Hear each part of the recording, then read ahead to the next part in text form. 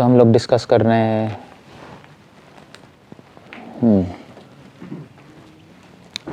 ये एक क्वेश्चन है जो हम डिस्कस कर रहे हैं। क्वेश्चन का एक टॉपिक ही है,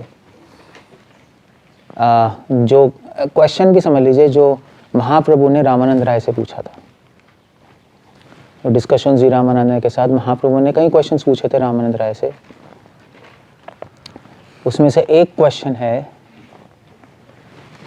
वो है दुख मत दे। किसी को पता है? दुख मत दे कौन दुख कैसे रूबिलास को पता होता है। हाँ क्वेश्चन पूछ रहा हूँ, दुख मत दे कौन दुख होए गुरुतर। सो क्वेश्चन ये है कि दुख के सारे दुखों में से सबसे बड़ा दुख कौन सा है, ये क्वेश्चन है। और बहुत इंटरेस्टिंग क्वेश्चन है क्योंकि चक्कर ये है कि इस क्वेश्चन में बहुत फिलोसॉफिकल क्वेश्चन है, क्योंकि अभी पता लग जाएगा क्यों। सिंपल क्वेश्चन है, सारे दुखों में से सबसे बड़ा दुख कौन सा है।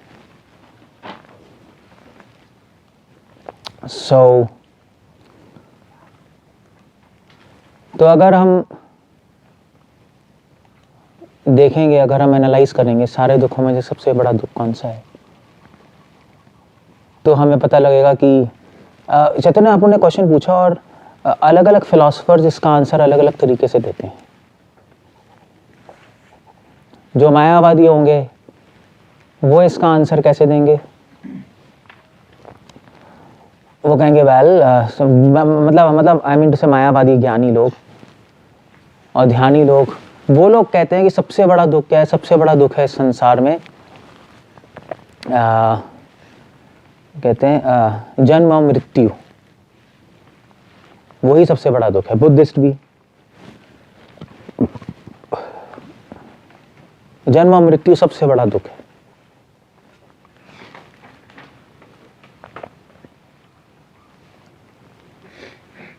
और उसके बाद मान लीजिए अगर आप पूछें चारवाक से पूछें भी सबसे बड़ा दुख कौन सा है, तो वो चारवाक कहेगा सबसे बड़ा दुख है इन संसार की फैसिलिटीज नहीं मिलना, सुख नहीं मिलना, प्लेजर, संसार में प्लेजर नहीं मिलना, वो सबसे बड़ा दुख है।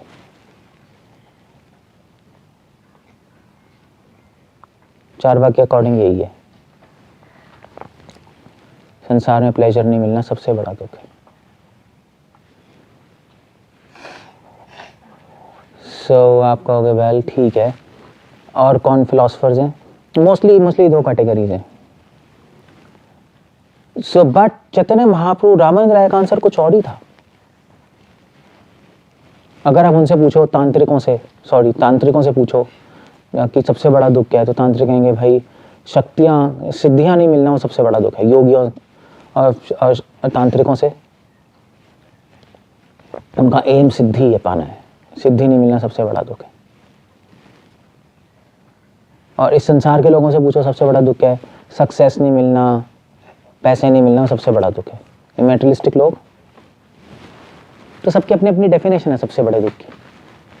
अगर छोटे से बच्चे से पूछो सबसे बड़ा दुख क्या है, मुझे खिलौने टॉफी नहीं मिलती सबसे बड़ा दुख है संसार का। तो सबके अपने अपने एंगल्स हैं देखने के। बट रामानंद राय ने कुछ और ही आंसर दिया। रामानंद राय ने कहा कृष्ण भक्त विरह बिना दुख नहीं यार। कृष्ण भक्त से दूर रहना, कृष्ण भक्तों का संग नहीं मिलना, वो सबसे बड़ा दुख है। बस सबसे बड़ा दुख यही है, कृष्ण भक्तों का संग नहीं मिलना।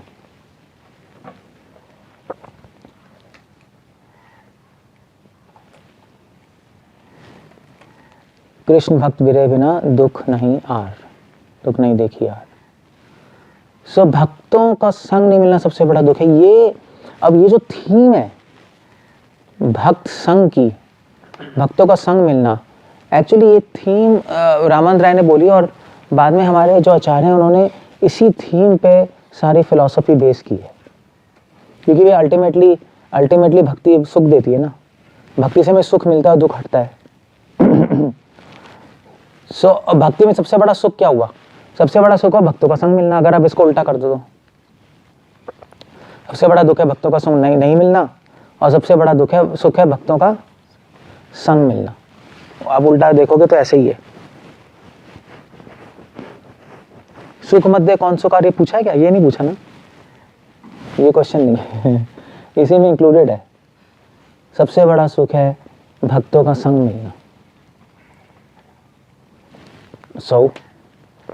और ये जो भक्तों का, तभी महाप्रभु ने कहा साधु संग सर्वशास्त्र गए।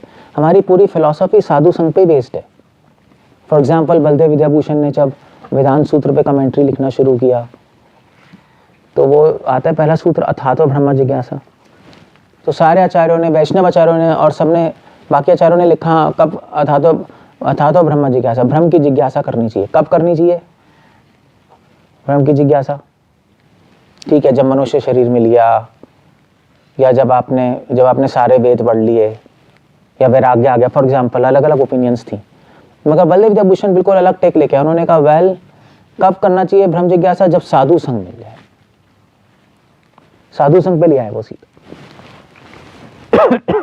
पॉइंट, क्योंकि महाप्रभु ने कहा साधु संग सर्वशास्त्र का है। यही तो कह रहे हैं, सारे शास्त्र साधु संग ही कह रहे हैं। बलदेव विद्याभूषण ने उसी थीम पे सीधा साधु संग से ही शुरू किया। साधु संग में ही ब्रह्म जिज्ञासा होगी, साधु संग में ही क्योंकि सुख मिलता है, और क्यों मिलता है? क्योंकि साधु संग में ब्रह्म जिज्ञासा होती है। और फिर उसके बाद जीवा गोस्वामी ने भी संदर्भों में लिखा है साधु संग पहले। जीवा गोस्वामी लिख रहे हैं कि भी जन्म मृत्यु का दुख क्यों मिल रहा है? ठीक है, आप कह रहे हो, उन्होंने कहा ज्ञानियों से कि आपके हिसाब से जन्म मृत्यु का दुख सबसे बड़ा दुख है। ठीक है, शास्त्रों में दिया है, उपनिषदों में दिया है, जन्म मृत्यु की बात की है, बंधन की, और सबसे बड़ा दुख माना है। मगर जन्म मृत्यु का दुख क्यों मिल रहा है? तो इसलिए मिल रहा है क्योंकि साधु संग नहीं मिला। पिछले दिनों में साधु संग नहीं मिला, तभी वो जन्म मृत्यु में फंसे पड़े हैं। इसलिए सबसे बड़ा दुख हो गया साधु संग ना मिलना। उन्होंने इस तरह से एक्सप्लेन किया। फिर तो आप कह रहे हो कि ब्रह्म जिज्ञासा कब शुरू करनी चाहिए? जब मनुष्य जन्म मिल जाए। मनुष्य जन्म मिलके भी साधु संग नहीं मिलेगा तो करेगा क्या वो बंदा? खुद से उन्होंने समझा, इतने सारे मनुष्य घूम रहे, कहाँ ब्रह्म जिज्ञासा शुरू हो रही है? या आप कह रहे हो कि जब आपने सारे वेद पढ़ लिए और फिर आप कंक्लूजन पे आओ ब्रह्म जिज्ञासा करनी चाहिए सारे वेद पढ़ के, तो भी आप सारे वेद पढ़ के हम देखते हैं कितने सारे फिलोसफर्स होते हैं, कर्मकांडी, न्याय वैश्य का, जो तो वो तो आते नहीं ब्रह्म जिज्ञासा पे। वो तो यज्ञ और उसमें अटक जाते हैं। वो भी साधु संग से होगा। सो बेस साधु संग पे ही आके टिकेगा। इसलिए जीवा गोस्वामी ने अपने भक्ति संदर्भों में लिखा है कि भाई हम जन्म मृत्यु में क्यों फंसे हुए हैं? क्योंकि हमने कभी साधु संग नहीं किया। ये जीवा गोस्वामी जी ने अपने इस भक्ति संदर्भ में लिखा है। वो भी साधु संग पे आ गए। हम बेस वहीं साधु संग पे घूम के आया। और उसके बाद चैतन्य महाप्रभु ने खुद जब रामानंद राय से मिले, स्वरूप दामोदर से मिले, तो चैतन्य महाप्रभु ने कहा कि तुम लोग आ जाओ। रामानंद राय से जो साउथ इंडियन ट्रिप पे गए, तो Chaitanya Mahaprabhu south India trip पे रामानंद राय से मद्रास में मिले थे। मद्रास के गवर्नर थे ना वो, वहाँ पे कौन सी जगह है वो? कौन सी जगह है? नहीं, जगह कौन सी है?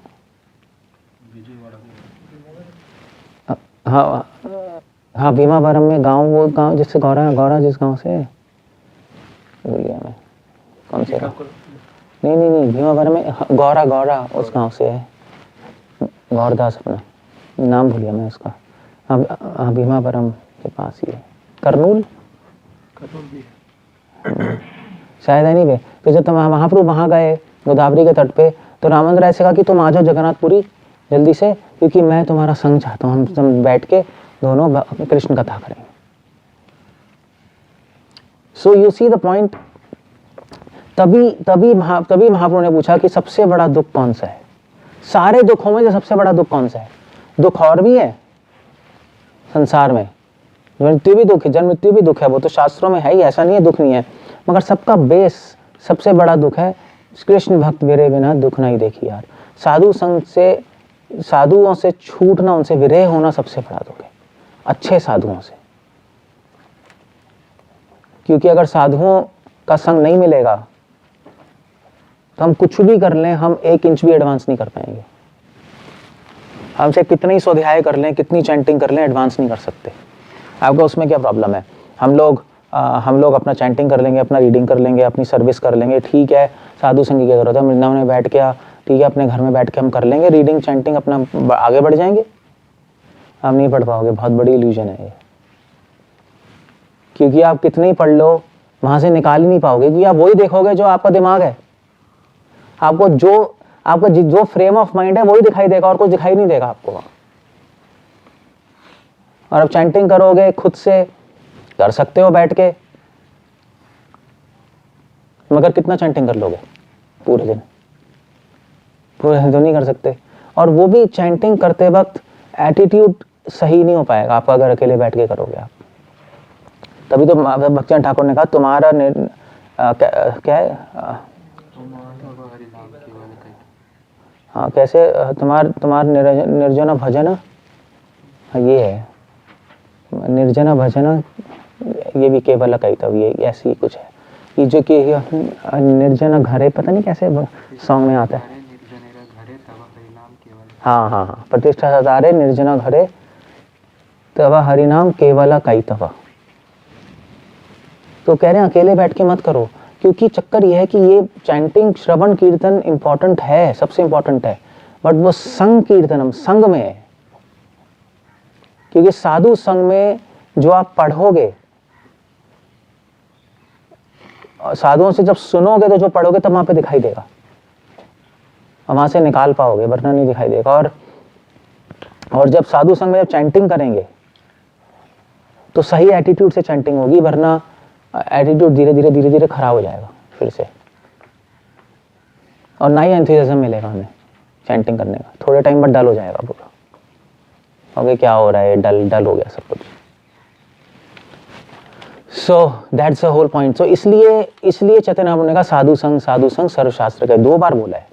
साधना की अवस्था में साधु संग, सिद्ध अवस्था में साधु संग, दोनों में साधु संग चाहिए। और सर्वशास्त्र का है, सारे शास्त्र साधु संग की ही बात कर रहे हैं। तो इसको देखने के 2 तरीके हैं। एक तरीका यह है कि सारे शास्त्र, पुराण, वेद, उपनिषद सब कह रहे हैं साधु संग लो। दूसरा तरीका यह है कि शास्त्रों में हर जगह साधु संग की चर्चा की है। सर्वशास्त्र के 2 मतलब हो गए, एक तो पुराण, वेद, अलग अलग शास्त्र कह रहे साधु संग। दूसरा कि एक ही शास्त्र में हर जगह साधु संग की ही बात हो रही है और किसी की बात हो ही नहीं रही। बेस वहीं पे टाके टिकेगा, चाहे वो साधु संग हो जाए, चाहे कृष्ण भगवान का संग डायरेक्ट हो जाए, या साधुओं कृष्ण के भक्तों का संग हो जाए, मगर बिना संग के नहीं होगा।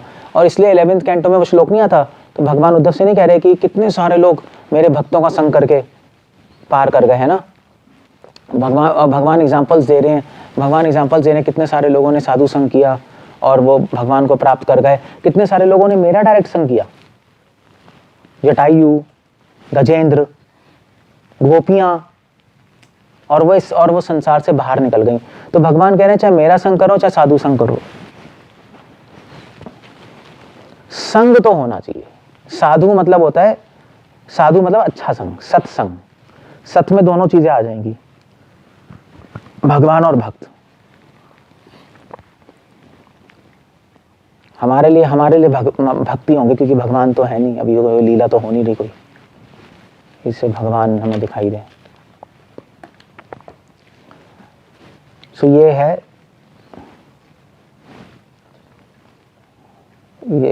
साधु संग।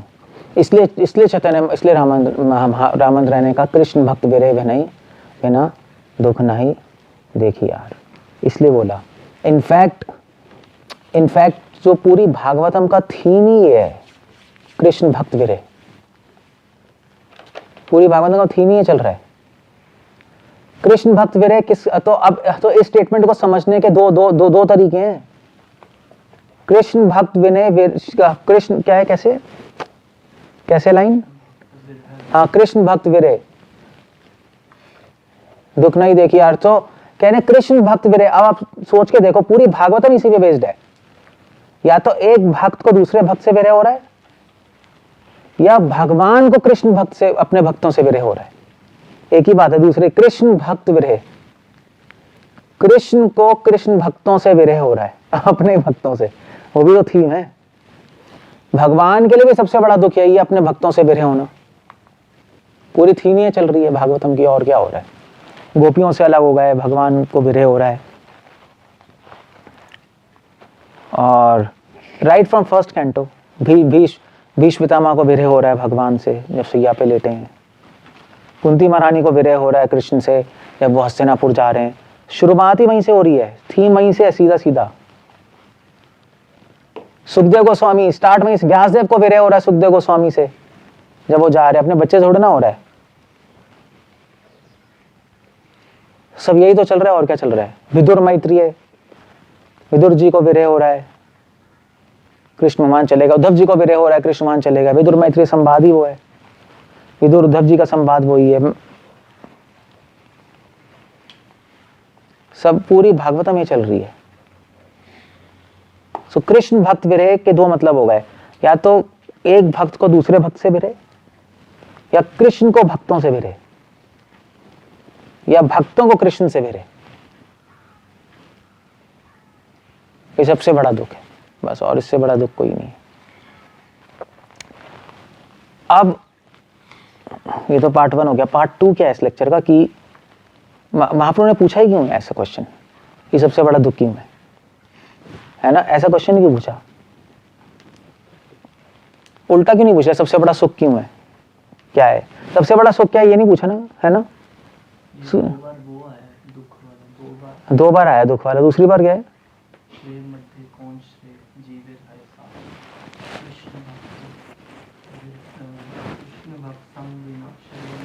हाँ ठीक है। और तो चैतन्य ने नहीं पूछा कि सबसे बड़ा सुख क्या है, ये नहीं पूछा। ये बहुत बड़ा क्वेश्चन है नहीं, सारे सुखों में सबसे बड़ा सुख है ये भी पूछ सकते थे, तो बोले थे कृष्ण प्रेम, मगर ये नहीं पूछा। सबसे बड़ा दुख पूछा है क्योंकि अल्टीमेटली चैतन्य बताना चाहते हैं कि हमारा कि जो दुख है, ये विरह का दुख, ये हमारा टारगेट है, सुख टारगेट नहीं है। इसलिए महाप्रभु ने ये नहीं पूछा क्वेश्चन सबसे बड़ा सुख क्या है।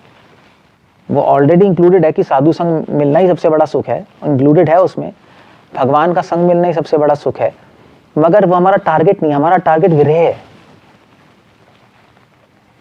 तभी महाप्रभु ने सबसे बड़ा दुख क्या है, तो सबसे बड़ा दुख भक्तों से दूर होना, सबसे बड़ा दुख सुख क्या होगा, भक्तों के साथ रहना।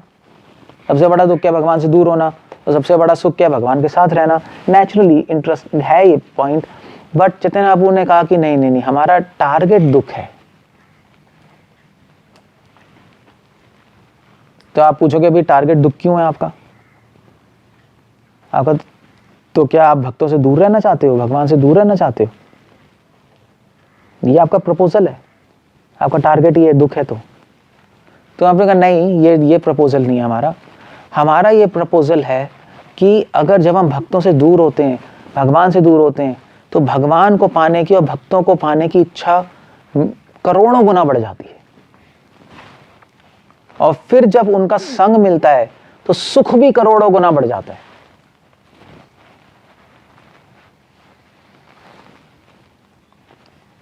इसलिए हमारा फोकस उस दुख पे रहता है। जैसे उदाहरण के लिए भी आपका, जैसे आयुर्वेद में लिखा है कि आप जब भूख लगेगी बहुत तो खाना खाओगे, है ना, तो लोगों का फोकस खाने पे होता है। मगर डॉक्टर के पास जाओगे, आप बीमार हो जाओगे, आयुर्वेदिक डॉक्टर के पास जाओ, डॉक्टर का फोकस किस पे होता है, डॉक्टर क्या पूछेगा, भूख लगती है नहीं लगती है, यही पूछता है ना। आयुर्वेदिक डॉक्टर सबसे पहला क्वेश्चन पूछेगा, भूख सही है तेरी, कहेगा हाँ सही है, तो भाई ठीक हो। आयुर्वेदिक डॉक्टर का फोकस किस पे, भूख पे। ऑर्डिनरी आदमी का फोकस किस पे, खाने पे, खाना है खाना है खाना है खाना है खाना है। आयुर्वेदिक डॉक्टर कहेगा यार भूख साइन है डिजीज का, भूख लग रही है तो डिजीज सही है, डिजीज नहीं है, बीमारी नहीं है, भूख नहीं लग रही तो कुछ बीमारी है। तो आयुर्वेदिक डॉक्टर भूख पे फोकस करेगा। हम भी एलोपैथिक डॉक्टर हम भी भूख पे करते हैं। हम जब राउंड लेते थे पेशेंट्स का, सबसे पहले पूछते थे हाँ भूख कैसी लग रही है, कहता था सही है, तो बस ठीक है, आधी बीमारी तो खत्म है। देख रहे तो डॉक्टर का फोकस भूख पे है, पेशेंट का फोकस किस पे है, खाने पे, बस। सो ऐसे ही हमारा फोकस किस पे है, विरह पे। संग तो हम लेते हैं, फोकस विरह पे है, फोकस वहां है। फोकस की बात होती है। अगर आपका फोकस भूख पे होगा तो बीमारी ठीक हो जाएगी, आपका फोकस विरह पे होगा तो संसार की बीमारी ठीक हो जाएगी। इसलिए हम लोग 24 घंटे तो भक्तों के रह नहीं सकते है ना, 24 घंटे तो रह नहीं सकते भक्तों के साथ नेचुरली। तो क्योंकि 24 घंटे भक्तों के नहीं रह सकते, तो फिर अब क्या करें? कभी कभी भक्तों का संग मिलता है, कभी कभी नहीं भी मिलता। तो जब नहीं मिल रहा हमें भक्तों का संग, तो उस वक्त हमें उनका अभाव फील करना चाहिए। ये पॉइंट है।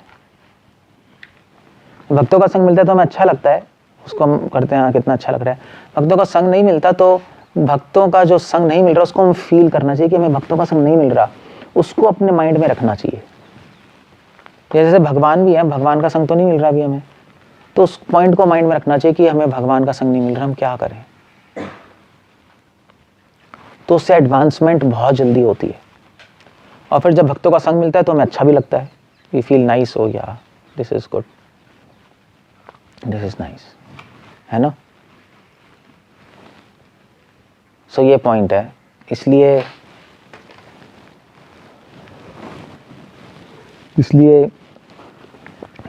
रामानंद राय ने कहा आंसर, कृष्ण भक्त विरह बिना दुख नहीं देखी, और भक्तों से विरह के बिना मैंने कोई दुख नहीं देखा। और मतलब चैतन्य महाप्रभु और नित्यानंद प्रभु और रामानंद राय, स्वरूप दामोदर, चैतन्य महाप्रभु जगन्नाथपुरी में मिलते थे, डिस्कशंस करते थे, है नहीं। मगर जब महाप्रभु से दूर रहते थे तो बहुत दुखी रहते थे। दिन में तो दूर ही रहते थे, साथ तो रहते नहीं थे कभी हमेशा। सो वो उस मोमेंट्स को फील करते थे। उन मोमेंट्स को फील करना, जब भगवान का संग नहीं मिल रहा और भक्त नहीं मिल रहे, वही कृष्ण कॉन्शियसनेस है। उसको अनुभव करना, उस कृष्ण भक्त के विरहों को अनुभव करना, वही कृष्ण कॉन्शियसनेस है, क्योंकि उससे एडवांसमेंट बहुत जल्दी होगी।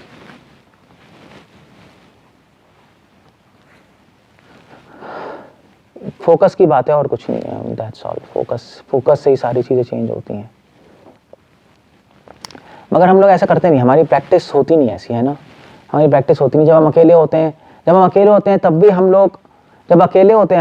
हम लोग, इमेजिन करते हैं कि हम साथ में हैं।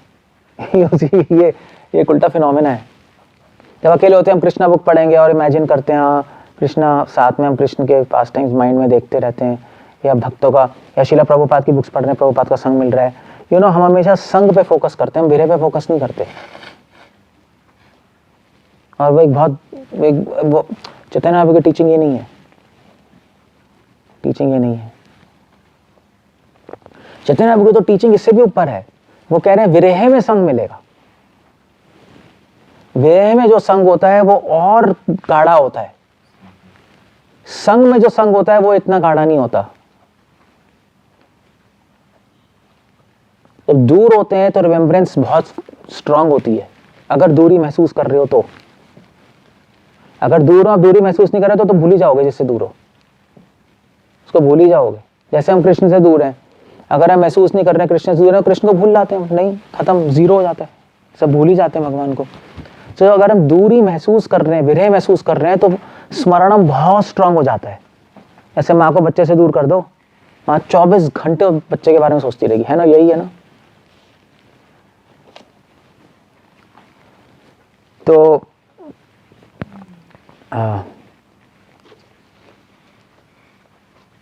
इट्स लाइक दैट, नहीं है, ऐसे ही है ना। So that's the whole point there. तो इसलिए महाप्रभु ने कोई स्पेसिफिक क्वेश्चन पूछा, सबसे दुख में से सबसे बड़ा दुख कौन सा है? कृष्ण भक्त विरह। तभी स्पेसिफिक क्वेश्चन पूछा। तभी महाप्रभु ने ये नहीं पूछा कि सुख के बीच में सबसे बड़ा सुख क्या है, तभी नहीं पूछा, क्योंकि वो अंडरस्टूड है और वो पूछने की जरूरत नहीं, हमारा फोकस वहां पे नहीं है।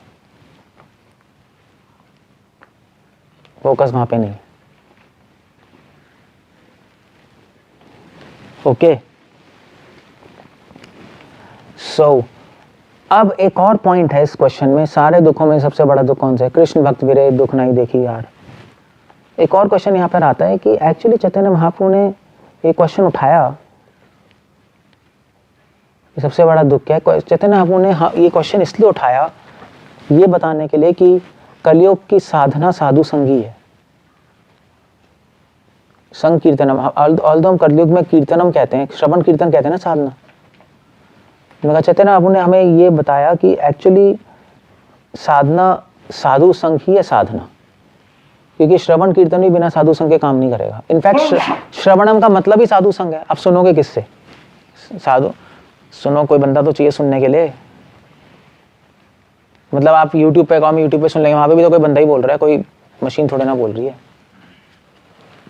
सो साधना हमारी साधु संग है। कुछ आचार्यों ने कहा साधना है स्नेह, वल्लभाचार्य ने कहा साधना क्या है? स्नेह। महाप्रभु ने कहा साधना क्या है? श्रवण कीर्तन। तो अगर आप नारद भक्ति सूत्र पढ़ोगे तो उसमें शुरू में नहीं आता फर्स्ट चैप्टर में, तो कुछ आचार्य कहते हैं साधना है भगवान का स्मरण करना, कुछ आचार्य कहते हैं साधना है पूजा करना। महाप्रभु ने कहा नहीं, संग कीर्तनम, संग है साधना, साधु संगी साधना है। कलौ संगे शक्ति। कलयुग में साधना छोड़, साधु संग छोड़ के और कोई साधना है नहीं। That's all, finish. क्लियर हो गया? That's the whole point there. तो इसलिए इससे हमें क्या सीखने को मिल रहा है? मतलब इससे हमें सीखने को मिल रहा है कि एक्चुअली अगर आपको साधु संग मिल गया अच्छा, तो फिर आपको चाहे कुछ मिल रहा है या नहीं मिल रहा, वो सबसे बड़ा सौभाग्य है और वो ही आपको भगवान के पास ले जाएगा। फिर चाहे और चीज़ें हो पा रही या नहीं हो पा रही, कभी कभी और चीज़ें नहीं हो पाती हैं, लाइफ कॉम्प्लेक्स है, चीज़ें कॉम्प्लेक्स है, मगर साधु संग मिल रहा है तो आपका 90% काम हो गया है, चाहे हम उसको समझ पाए चाहे ना समझ पाए। क्योंकि भक्तिसिद्धांत ठाकुर थे, भक्तिसिद्धांत ठाकुर के पास जाके एक सन्यासी ने बोला ही था नहीं कि मैं इतने साल मठ में रहा, मुझे क्या मिला। भक्तिसिद्धांत ठाकुर में आंसू आ गए, उसको भक्ति सिद्धांत मिल गए, ले वो पूछ रहा है क्या मिला। तो मगर हम भूल जाते हैं। ये क्यों भूल जाते हैं? क्योंकि मरता है बुद्धि, क्योंकि हम साधुओं को एक ऑर्डिनरी आदमी समझते हैं। ठीक है ऑर्डिनरी हैं, ठीक है मिल गया साधु संग, इनसे नॉलेज मिलेगी तो अच्छा है, नॉलेज नहीं मिलेगी तो बेकार है। ऐसी हमारा दिमाग चलता है, नहीं नॉलेज के बेस पे ही चलता है। जब तक नॉलेज मिलेगा तब तक ठीक है, जब तक नहीं मिलेगी तो किसी और के पास जाएंगे, ठीक है चलते हैं। But that's not the whole point there. साधु संघ का एक अलग पॉइंट है। ऑफ कोर्स साधु संघ का मेन फंक्शन नॉलेज देना ही है, ट्रेन करना ही है, उसके मेन फंक्शन तो वही है। बट साधु संघ में और भी बहुत सारी चीज़ें होती हैं। अच्छे साधु संघ में व्यक्ति को सिर्फ इंटेलेक्चुअल सपोर्ट नहीं मिलता, इमोशनल सपोर्ट भी मिलता है। अच्छा साधु संघ में वो भी मिलता है, पता है। वरना तो क्या है, तो वरना तो हर डिवोटी जाके VIHE MIHE कोर्स कर ले, ठीक है सही कोर्सेज हैं, सीख के रट के अपने भगवान के पास चले जाए, नहीं हो सकता। कोर्स करके फिर दूसरा कोर्स कर ले, कहीं और जाके फिर तीसरा कोर्स कर ले, कोर्स करता रहे, अपना सीखता रहे, फिर तो निकल जाएगा। फिर क्या प्रॉब्लम है? तो कुछ करना ही नहीं, फिर तो पैसे पे करो, कोर्स करो, फिर नेक्स्ट कोर्स करो, फिर ओवरव्यू, फिर अंडरव्यू, फिर अंडरव्यू। यही है। फिर उसके बाद अंडरस्टैंड और फिर उसके बाद मिसअंडरस्टैंड।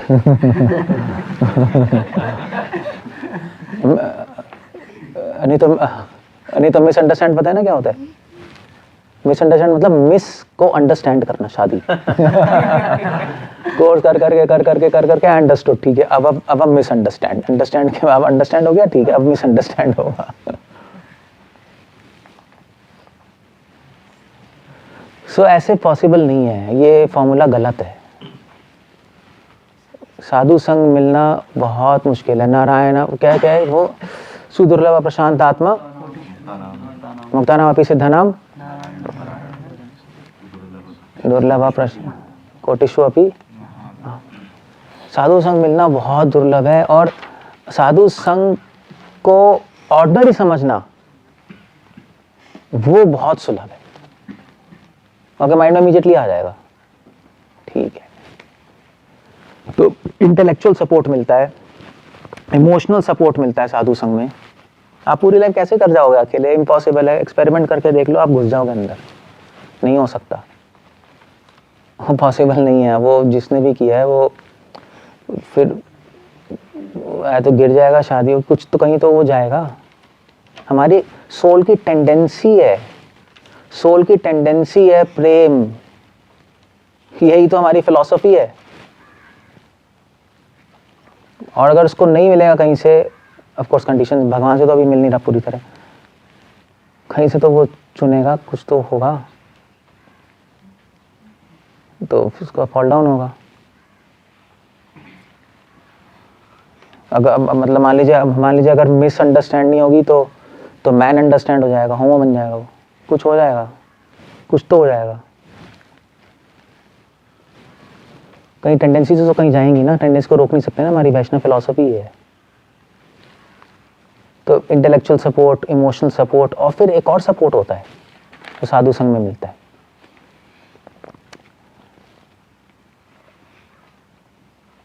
और वो होता है क्या कहते हैं उसको, कैसे वर्ड लाऊं मैं, मतलब एक क्या कहते हैं, एक साधु संग में एक लगता है कि हमारे इमोशनल सपोर्ट में आ सकता है वो, मगर इसको एक और बढ़ेगा, सोशल सपोर्ट आ जाएगा कि हमारे साथ कोई है, हम अकेले नहीं है। ये भी बहुत बड़ा सपोर्ट है, सोशल सपोर्ट।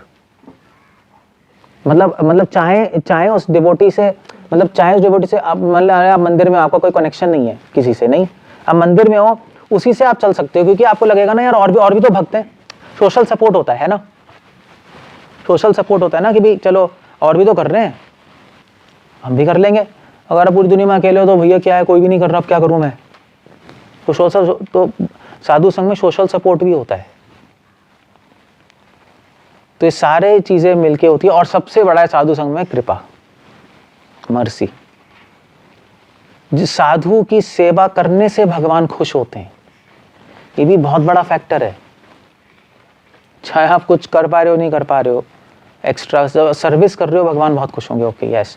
जैसे चैतन्य महाप्रभु ने कहा था, जब चैतन्य महाप्रभु श्रीवास पंडित के घर गए, तो चैतन्य महाप्रभु, तो श्रीवास पंडित के का भाई खड़ा था, रमाय पंडित। तो महाप्रभु ने कहा, रमाय, तुम्हारी लाइफ का एम होना चाहिए श्रीवास की सेवा करना। जिस तरह भगवान की सेवा करते हो, उस तरह श्रीवास की सेवा करना पूरी लाइफ। चैतन्य पे पानी हटी गए, वहाँ पे कौन थे वो, राघव पंडित। तो राघव पंडित क्या एक डिवोटी थे, आपका मकरध्वज। तो मकरध्वज को बोला, मकरध्वज, तुम्हारी पूरी लाइफ का एम है कि राघव पंडित की सेवा करना, उससे कभी भी अब तुम हटना मत। तो महाप्रभु ने ऑर्डर किया ऐसे, और क्या था, शिवानंद से नहीं, हाँ, तो वो उनकी सेवा कर रहे थे। सेवा करने से भगवान बहुत खुश होते हैं डिवोटीज की, जो भगवान के डिवोटीज हैं। तो तभी तो महाप्रभु ने शिवानंद सेन को कहा कि शिवानंद सेन, तुम्हारे घर का कुत्ता भी जो है उसको भी मैं मुक्ति दूंगा। हो गया स्टेटमेंट है, फिर है ना, बात इसी में है ना, कि शिवानंद सेन के घर के कुत्ते को भी मुक्ति दूंगा। कुत्ता क्या कर रहा है? कुत्ता तो ना चैंटिंग कर रहा है, राइडिंग कुछ भी नहीं कर रहा, पड़ा हुआ है वहां। वो क्या कर रहा है? क्योंकि वो वैष्णव को झूठा खा रहा है वहां बैठ के, और शिवानंद सेन का कुत्ता है। और शिवानंद, महाप्रभु ने बोला था कि महाप्रभु ने बोला भी कि शिवानंद सेन, तुम्हारे घर के कुत्ते को भी मुक्ति दूंगा। और असली में शिवानंद सेन ने कुत्ता अपने पास रख लिया। तो कुत्ता लेके गया था, वो पीछे पीछे पड़ गया ना कुत्ता। शिवानंद को बड़ी टेंशन हो गई थी, मेरा कुत्ता कहाँ चला गया। फिर उन्होंने देखा महाप्रभु के पास है, मुक्ति मिल गई। मतलब महाप्रभु का स्टेटमेंट सत्य ही कर दिया महाप्रभु ने, असली में कुत्ते को मुक्ति देगी शिवानंद सेन की। तो उसने तो कुछ भी नहीं किया था, फिर भी उसको मिल गई। तो इसका मतलब ये नहीं है कि हम मतलब, इसका मतलब नहीं हम चैंटिंग ना करें, रीडिंग ना करें और सर्विस ना करें, सब कुछ करते हैं हम चीज़ें। बट मतलब मैं पॉइंट बताना चाहता हूँ कि हम भूल जाते हैं, साधु संघ की इम्पोर्टेंस भूल जाते हैं। साधु संग मिलना अपने में ही 70% काम हो गया आपका, 80% काम हो गया, बाकी तो सब 20% है। क्योंकि अगर साधु संग हटा दोगे बाकी काम ही नहीं करेगा, 20% थोड़े ना कुछ काम करता है, कुछ भी काम नहीं करता। सो इसलिए तभी तो रामन राय ने कहा कृष्ण भक्त मेरे बिना दुख नहीं देखी यार। रामन राय ने नहीं कहा कि चैंटिंग बिना दुख नहीं देखी यार, रीडिंग बिना दुख नहीं देखी यार, प्रसाद बिना दुख नहीं देखी यार, सर्विस बिना दुख नहीं देखी यार। कृष्ण भक्त विरह बिना, ये कृष्ण भक्त के संग में ये सारी चीजें होंगी। भक्त नहीं होगा तो कैसे होंगी, कुछ भी नहीं होने वाला। प्लस एक्स्ट्रा भी है, प्लस कृष्ण भक्तों के संग में मर्सी मिलती है, और भी जो मैंने चीजें बताई, और भी बहुत सारी चीजें, सपोर्ट है, बहुत सारी चीजें। It's not a simple dynamics there. ऐसा नहीं है कि हम भक्तों के साथ हैं तो कोई बिजनेस हो रहा है, ये नहीं होता। ये तो कॉर्पोरेट मेंटालिटी है। हम भक्तों के साथ हैं तो फंक्शन क्या है साथ होने का, हमें नॉलेज मिलनी चाहिए और हमारी सर्विस होनी चाहिए, ठीक है। हमें कोई बिजनेस थोड़े ना है, ये बिजनेस, ये चीज बहुत ऊपर। हम भक्तों के साथ हैं, साथ रहने में ही भगवान की कृपा आती है। आप भक्तों के साथ हो, ठीक है, आपकी मेंटालिटी की ये मेंटालिटी की भक्तों के बिना सबसे बड़ा दुख है, ये फील करना। ये मेंटालिटी भगवान को बहुत खुश करती है। चलो भाई ठीक है, हम जो कर रहे हैं जैसे भी है, भक्तों का संग नहीं छोड़ेंगे हम, ये होना चाहिए। अगर ये है तो महाप्रभु खुश हैं, ठीक है। कृष्ण भक्त बिरहे बिना दुख नहीं देखी यार, ठीक है। चलो भक्तों के साथ हैं हम, मगर पता नहीं चीजें हो रही हैं नहीं हो रही हैं, करने की कोशिश करेंगे, मगर भक्तों के साथ तो रहना ही है मरते दम तक। बस सिंपल हो गया, खत्म हो गया।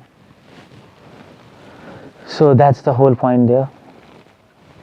इस तरह से हम लोगों को ये समझना चाहिए इस क्वेश्चन का आंसर। ओके, कुछ पूछना, कुछ कहना है, रहने लगते हैं। तब ये क्वेश्चन बहुत इंपॉर्टेंट है। कुछ है, कुछ क्वेश्चंस हैं, कुछ आंसर है। तो अकेले में जब हम लोग चैंटिंग करते हैं या साधना करने की कोशिश करते हैं,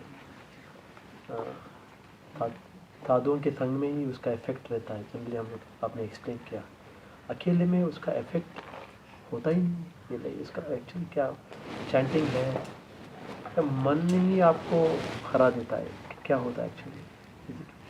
प्रोसेस तो वही है, अगर आप गहराई को उसको सोचने की कोशिश करेंगे। प्रोसेस क्यों काम नहीं करता अकेले में? अगर अकेले में तो इसलिए काम नहीं करता ना, क्योंकि चक्कर है ना कि अकेले में मतलब आप कह रहे हो कि अकेले में प्रोसेस हम फॉलो करते रहे। मैं एक एक्सेप्शन, मैं समझ गया, काम ही नहीं करेगा प्रोसेस। अकेले में इसलिए नहीं करते कि एक्चुअली ना माइंड खुश नहीं होता। कंडीशन स्टेज में अकेले में माइंड खुश नहीं रहेगा। तो ग्रुप में हम लोग खुश रह सकते हैं, इसका मतलब है? हाँ, अगर अच्छा संग मिले तो खुश रहते हैं हम अपने अच्छे संग। ग्रुप एक्टिविटी, हाँ, तभी तो जीवा गोस्वामी ने कहा है कि जीवा गोस्वामी ने टर्म लिखा है जात रति, ओके, सॉरी सजातीय संग, कि आपके लाइक माइंडेड डिवोटी रहोगे तभी आपको माइंड खुश रहेगा, तभी आप सही से कर पाओगे। अदरवाइज अकेले रह के तो नहीं कर सकते हम। खाना भी अकेले ऐसा लगता है कि कुछ भी अकेले थोड़ा बोरिंग ही लगता है। बोरिंग लगेगा आपको तो है ही, जनरल नेचर रहता है, अकेले में कुछ नहीं कर सकते। अकेले करना फिर तो एडवांसमेंट बहुत स्लो हो जाएगी। मतलब इसका मतलब नहीं है कि हम लोग चैंटिंग राउंड बना के करें, साथ में बैठ के करें, मतलब वो और एक दूसरा एक्सट्रीम हो गया। नहीं, ये साथ में ही चैंटिंग कर रहे हैं, साथ में ही बैठ के खा रहे हैं, साथ में ही सो रहे हैं एक ही रूम में, वो एक पॉइंट अलग हो गया। पॉइंट है साधु संग, मतलब संग में किसी कम्युनिटी में रहकर, हाँ डिवोटी यहाँ रहकर डेली एसोसिएशन करना, तब वो अच्छा है। That's a good point there. ये साधु संग की इम्पोर्टेंस किस प्रकार से हम याद कर सकते हैं? भूल जाते हैं ये इतना इम्पोर्टेंट है साधु संग। तो याद रखने का याद रखने की टिप्स? मतलब भूल जाते हैं इसकी इम्पोर्टेंस, ऑर्डिनरी समझने लगते हैं, जैसे आपने बताया, हम उसको ऑर्डिनरी ना समझे तो ऐसे कर सकते वेल, साधु संघ को ऑर्डिनरी ना समझें,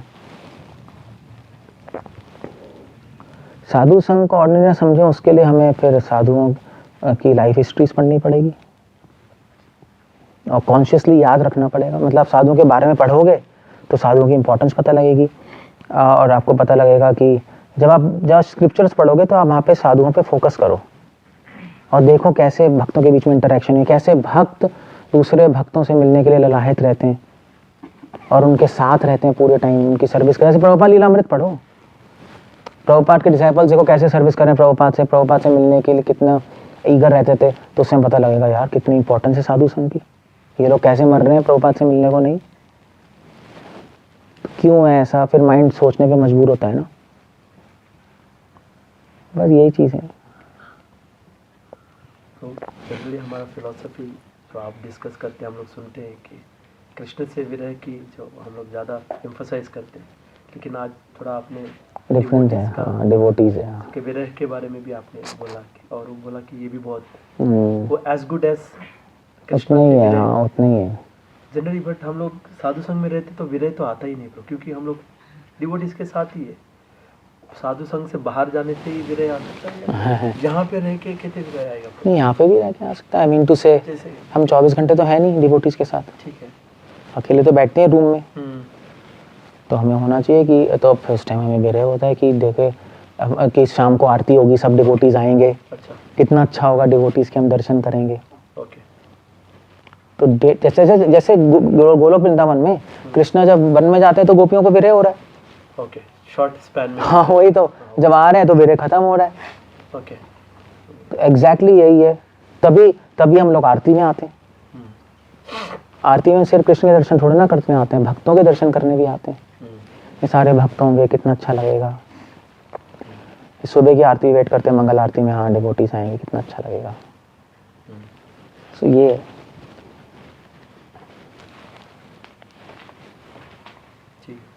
है ना।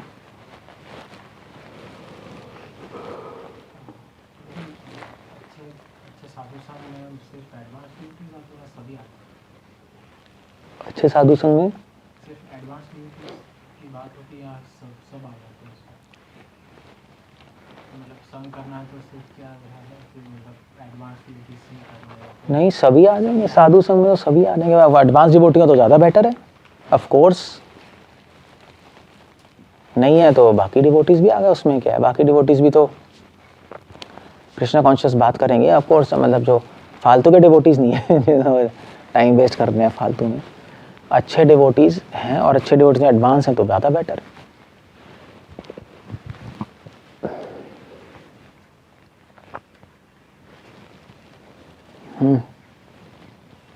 साधु संघ में इमोशनल सपोर्ट मिलता है, हम अपनी फीलिंग शेयर कर सकते हैं, तो ये करते करते थोड़ा मंडेन नहीं हो जाएगा? जैसे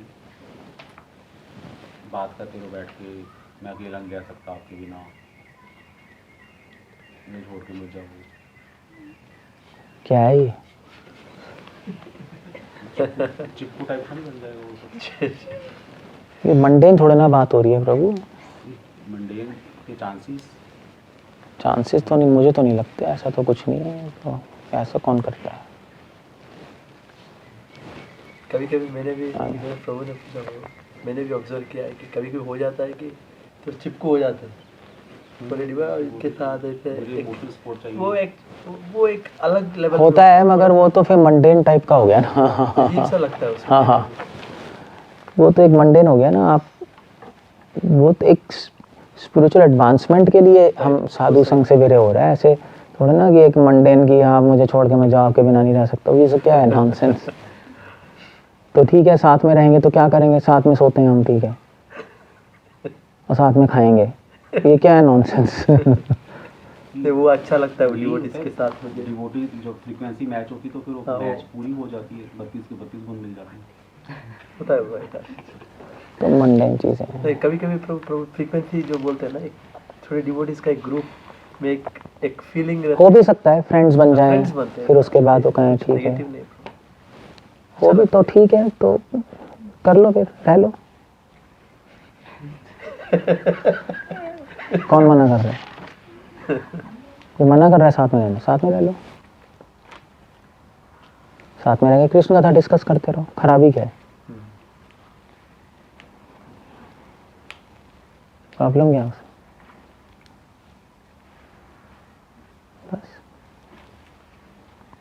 बस कुछ बेस्ट फ्रेंड्स भी होते हैं, साथ में ही रहते हैं, साथ में वो रहते हैं, साथ में टीचिंग करते हैं, साथ में ट्रैवलिंग करते हैं, सभी होता है।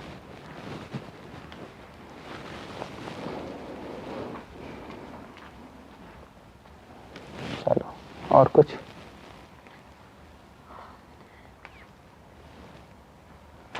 ठीक है, एंड अप दिया।